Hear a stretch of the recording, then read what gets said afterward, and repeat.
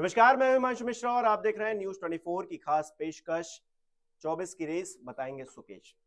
सुकेश जी आज बताने वाले हैं कि किस तरह से 24 में वोट बैंक जो साधने की कोशिश की जा रही है और अपना वोट बैंक बचाए रखने की जो कवायद हो रही है उसके बीच की जो लड़ाई है उसके बारे में चर्चा करेंगे। सुकेश जी बहुत बहुत स्वागत है आपका। मल्लिकार्जुन खड़गे कह रहे हैं कि हम ओबीसी और जो वोट बैंक उनके हिस्से में उनको लग रहा है उसको वो बंटने नहीं देंगे, वो अपने पक्ष में ही अपने पाले में ही रखेंगे। तो इस बयान के क्या मायने समझे जाए? दो तरह की लड़ाई है, एक तो ये कि जो वोट बैंक उनके पास है उसको बचा के रखा जाए, और दूसरा जो बीजेपी कोशिश कर रही है कि जो अदर वोट बैंक है वो भी अपने पाले में लाया जाए, 10% बढ़ाने की बात की जा रही। तो इस बीच ये मल्लिकार्जुन खड़गे का जो बयान सामने आया है किस तरह से देखा जाए? ये बहुत बड़ा चैलेंज है कांग्रेस के सामने 2014 और फिर फर्दर 2019। उसमें चाहे वो एससी हो, चाहे वो एसटी हो, चाहे वो ओबीसी हो, उसका एक बड़ा चंक शिफ्ट किया है बीजेपी की तरफ। आज के ही बैठक में खड़गे साहब ने, जो कांग्रेस के प्रेसिडेंट है, उन्होंने अपने तमाम बड़े नेताओं को ये नसीहत दी कि एससी, एसटी और ओबीसी वोट बैंक में बिखराव नहीं होना चाहिए, इस बिखराव को रोकना है। और इसीलिए इस इंडिया ब्लॉक को कंसीव किया गया, जिसमें ऐसे ऐसे लोगों को जोड़ा गया कि एक अम्ब्रेला अलायंस की तैयार हो जिससे मोदी को रोका जा सके।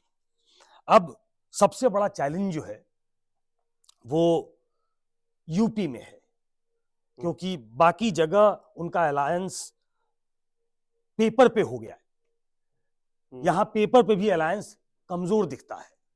और उत्तर प्रदेश की खासतौर पे बात करें, वहां बीजेपी ने बड़े स्तर पे पेनिट्रेट किया, अपने वोट बैंक को बहुत बढ़ा लिया। कई ऐसी कॉन्स्टिट्यूएंसी है जिसमें 50% से भी ज्यादा उनके वोट हैं, तो ऐसे में उनको कंटेन करना बड़ा मुश्किल है। आपको मालूम है कि 14 में 73 सीटें जीती बीजेपी अपने अलायंस पार्टनर के साथ, 64 या 65 वो 19 में जीते, जबकि मायावती, अखिलेश यादव और आरएलडी का गठबंधन था। तो एससी, एसटी, ओबीसी ये एक बड़ा चंक है पूरे देश में, जिसपे एक आधिपत्य की लड़ाई है और खासतौर पे एक बड़े चंक को अपनी तरफ खींचने की लड़ाई है। प्लान क्या है, आप करेंगे कैसे? जी, मैं उस पर आ रहा था। उत्तर प्रदेश जो है उससे ही शुरू करें, जहां कमजोर है स्थिति पेपर पे भी, क्योंकि हालिया जो चुनाव हुए 2022 में वो भी जीत गई बीजेपी, दशकों बाद सरकार वहां रिपीट हुई। तो ऐसे में एक जो बड़ा प्लान कांग्रेस के अंदर चल रहा है वो बीएसपी को इंडिया गठबंधन में लाने का है। हालांकि पिछली बैठक में रामगोपाल यादव ने कैटेगोरिकली ये पूछा कि ये क्लियर करना चाहिए आपको कि आपकी बसपा के साथ कोई बातचीत नहीं चल रही है, मर्मरिंग है, ये रूमर है कि बसपा आपके साथ आ रही है, हम बहुत कंफर्टेबल नहीं है, हम उनसे धोखा खा चुके हैं, वो ट्रस्टेड पार्टनर नहीं है। लेकिन जो कांग्रेस का प्लान है, खड़गे साहब ने कहा कि ये अखबार की खबरें हैं, मीडिया की खबरें हैं, हमारे दिमाग में अभी तक आई नहीं है, हमारी बसपा से कोई बातचीत नहीं चल रही है। मैं पूरी जिम्मेदारी के साथ ये कहना चाहता हूं कि बसपा के साथ कांग्रेस की बातचीत चल रही है, वो बसपा को अपने फोल्ड में लाना चाहते हैं। अच्छा। और ये राहुल गांधी का इंसिस्टेंस है कि वो चाहते हैं कि बसपा को ले लिया जाए इस गठबंधन में। बसपा, सपा, कांग्रेस, आरएलडी, ये एक डेडली कॉम्बिनेशन उनको लगता है कि अगर ये चारों मिलकर लड़ेंगे तो वोटों का बिखराव नहीं होगा, जिसकी तरफ खड़गे साहब इशारा कर रहे हैं। अब क्या प्लान है? राहुल गांधी की ये सोच है, जो मुझे जानकारी मिली, कि वो बहुत इंटरेस्टेड है मायावती से अलायंस करने में। मायावती से बातचीत आगे कितनी बढ़ी है ये अंदर खाने की खबर हो सकती है, ये अभी तक फॉर्म अप नहीं किया, इसलिए बताना मुश्किल है। लेकिन वो यहां तक तैयार है, मुझे बताया गया, कि अगर बसपा की सीटें कम पड़े, क्योंकि एक रोड ब्लॉक लगा दिया है समाजवादी पार्टी ने कि हम बसपा के साथ अलायंस नहीं चाहते। ये इसलिए भी है कि अगर बसपा को लाया जाए तो उनको सर्टेन सीट्स पे रोका जाए। बसपा बहुत हार्ड बार्गेनर है, बसपा जब बार्गेन करती है तो वो ज्यादा से, पिछली बार एक सीट ज्यादा लड़ी थी वो समाजवादी पार्टी से जब वो दोनों गठबंधन में थे। समाजवादी पार्टी जबकि 2017 से 22 तक, माफ कीजिएगा 12 से 17 तक वो सरकार में थे, 12 तक 7 से 12 बसपा थी, लेकिन बसपा का परफॉर्मेंस घटा और 17 में चुनाव हार गए अखिलेश यादव। उसके बाद भी बसपा जब 19 में लड़ी तो वो ज्यादा सीटों पे लड़ी। शायद वो रोड ब्लॉक किया गया है कि अगर बसपा आती है तो वो एक लायन शेयर हमारे सीटों से मांगेगी। राहुल गांधी के करीबी और उनके जो क्लोज कोटरी के लोग हैं वो इस तरफ इशारा कर रहे हैं कि राहुल गांधी इसके लिए भी तैयार हैं कि बसपा अगर उत्तर प्रदेश में कम सीटों पे उनको रोकने का प्लान समाजवादी पार्टी का है और उसको मन मुताबिक मन माफिक सीट नहीं मिल पाती है तो कुछ हम मध्य प्रदेश, राजस्थान, ऐसी जगहों पे जहां उसका एक प्रेजेंस है वहां पे कुछ हम अपनी तरफ से सैक्रिफाइस करेंगे और बसपा को वहां सीटें देंगे ताकि ऐसा लगे कि हम बसपा को कॉर्नर नहीं करना चाहते हैं। ये बसपा इसलिए इंपॉर्टेंट है कि ऐसी स्थिति में 2022 में भी अगर देखा जाए तो करीब 13% वोट बसपा को मिले हैं। उनकी पार्टी के लोग तो पीएम का चेहरा बनाने को बिल्कुल बेकरार है और इस तरफ भी इशारा कर रहे हैं, तो बार्गेनिंग ये कुछ ज्यादा हार्ड नहीं हो जाएगी? नहीं, प्राइम मिनिस्टर का चेहरा एक पेशबंदी है और जिन सांसद ने, मालूक नागर ने ये बात कही है, उनके बहुत क्लोज रिलेशन आज की तारीख में बसपा के साथ नहीं है। वो एक कार्ड ऐसा खेलना चाहते हैं। क्या वो बसपा की सहमति, बसपा सुप्रीमो की सहमति से है? मुझे इसमें डाउट है। तो वो प्रधानमंत्री की उम्मीदवार भले ना बन पाए, लेकिन बसपा इंडिया फोल्ड में आ जाए और अगर सीटें कम पड़ी यूपी में उनके लिए तो बाकी जगह भी सीटें छोड़ी जाए बसपा के लिए। ये राहुल गांधी का प्लान है। अब ये समझिए आप कि इस प्लान में सत्यता क्यों दिखती है कि इस तरह बात हो रही है। मैंने पहले बताया है दर्शकों को कि बेंगलोर में बैठक हुई थी इंडिया गठबंधन की। राहुल गांधी ने मेरी जानकारी के मुताबिक अखिलेश यादव को कहा कि वहां एंकर आप हैं, वहां लीडरशिप आपकी है, आपके तत्वावधान में सब कुछ होगा। लेकिन एक पैरेलल लाइन चली और कहा जा रहा है कि कांग्रेस अपने आप को मजबूत करना चाहती थी और उसके पीछे प्रियंका गांधी का एक बड़ा रोल था कि जब नए अध्यक्ष अजय राय आए तो उन्होंने बसपा पे कम, सपा पे अटैक ज्यादा किया। उन्होंने सपा के कुछ लोग तोड़ के अपने फोल्ड में ज्वाइन भी कराया। तो दोनों में खटास बढ़ी। ऐसा लगा समाजवादी पार्टी को कि राहुल गांधी कह कुछ और रहे हैं और कर कुछ और रही है उनकी पार्टी। तो ये क्यों है? ये मुझे लगता है एक प्लान का हिस्सा था कि ये वेस्टर्न यूपी, जहां दलित, मुसलमान और जाट, तो आरएलडी, बसपा और कांग्रेस का गठबंधन ज्यादा डेडली होगा, ऐसा कांग्रेस पार्टी को लगता है। एक मीटिंग बसपा की भी हुई थी जिसमें सारे कोऑर्डिनेटर जो दर्शक नहीं जानते उनको बता दूं कि बसपा में डिस्ट्रिक्ट कोऑर्डिनेटर्स होते हैं, वो बड़े पावरफुल होते हैं और मायावती सीधे संपर्क में होती है उनसे। तो उनकी भी जो फीडबैक थी कि हमको कांग्रेस के साथ जाना चाहिए, उसमें भलाई है कांग्रेस के साथ जाने में। तो बसपा भी इंटरेस्टेड है, उन्होंने अपने पत्ते नहीं खोले। वो अभी बार बार कहती है कि नहीं, हम दोनों से इक्वी डिस्टेंट रहेंगे, हम दोनों से समान दूरी बनाकर रखेंगे। लेकिन राजनीति में जो कहा जाता है हमेशा होता नहीं। तो कोशिश ये है कि बसपा को अपने फोल्ड में किसी तरीके से लाया जाए और फिर समाजवादी पार्टी को भी मना लिया जाए कि बसपा इतनी सीटों पे लड़ेगी, आप इतनी सीटों पे लड़ेंगे, कांग्रेस इतनी सीटों पे लड़ेगी और आरएलडी को इतनी सीटें दी जाएंगी। तो ऐसे क्षेत्र वार अगर देखा जाए, रीजन वाइज अगर देखा जाए, तो हमारा कॉम्बिनेशन एक ऐसा कॉम्बिनेशन होगा जिससे उत्तर प्रदेश में बीजेपी को कंटेन किया जा सकता है। आज की तारीख में यह कहा जा रहा है कि बीजेपी अपना प्रदर्शन दोहरा देगी, क्योंकि जो वोट बैंक है, जो पिल्फरेज, जो इरोजन बसपा की वोट में हुआ है, वो उसके वोटर्स अधिकतर बीजेपी की तरफ गए हैं। अगर बीएसपी स्ट्रांग दिखेगी, वो एक ऐसे अलायंस के साथ दिखेगी जिसमें वो सीटें जीत सकते हैं, तो उसके वोटर्स, अभी जो 13% के आसपास उनका वोट है, वो मूलतः जाटव वोटरों का है, जो उनका कोर वोट बैंक है वो बच गया है। बाकी धीरे धीरे वो बीजेपी की तरफ ड्रिफ्ट कर गया है।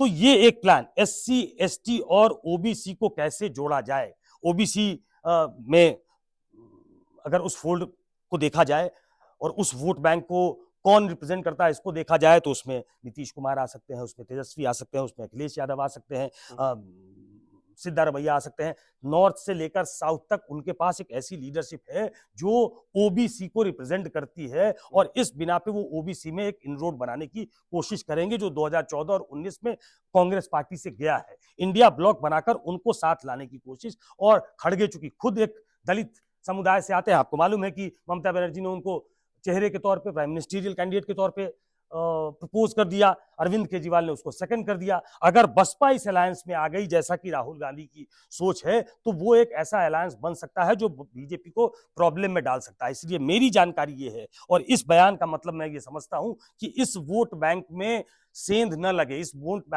बैंक में बिखराव न हो, तब इंडिया ब्लॉक का भला है। नहीं तो अगर आप उत्तर प्रदेश में उसको नहीं रोक पाते हैं बीजेपी को, तो उसको एक डिसाइसिव एज आपके ऊपर मिलता है। ऐसे भी नरेंद्र मोदी के सामने एक नरेंद्र मोदी जैसा चेहरा जो अभी भी बहुत लोकप्रिय है, उनकी तरफ इलेक्शन का पूरा पैराफर्नेलिया, उनके रिसोर्सेज, उनका जो अभी राम मंदिर का एक मुहिम चली है, वो तमाम बॉक्सेस टिक कर चुके हैं। ऐसे में कोई बड़ी चीज करना जरूरी है, और इसलिए ऐसा लगता है मल्लिकार्जुन खड़गे को कि इस वोट बैंक में अगर बिखराव हुआ तो इंडिया ब्लॉक के भविष्य के लिए 2024 के नतीजों में वो रिफ्लेक्ट करेगा, हम मोदी को नहीं हरा पाएंगे। तो ये दोनों चीजें इन टैंडम चल रही हैं। जिस समय आपको ये लग रहा है कि सपा, आरएलडी और कांग्रेस का गठबंधन होगा, इस गठबंधन में किसी तरीके से बीएसपी प्रवेश कर जाए और उनकी जो ईगो मसाजिंग हो वो इस तरीके से हो जाए कि ये माना जाए कि भाई आपकी पैठ राजस्थान में भी है, आपकी पैठ मध्य प्रदेश में भी है, आपकी कुछ पॉकेट्स में आप पंजाब में भी लड़ते हो। हालांकि पंजाब में वो अकाली के साथ गठबंधन में है, लेकिन चर्चा इस बात की चल रही है कि अकाली क्या उनके साथ गठबंधन में रहेगी या वो ड्रिफ्ट करके कहीं और जाएगी। तो कुल मिलाकर जो ये नॉर्दर्न बेल्ट है, जो काउ बेल्ट जिसको कहा जाता है, उसमें किसी तरीके से अपना होल्ड बचा के रखना, इसमें राहुल गांधी की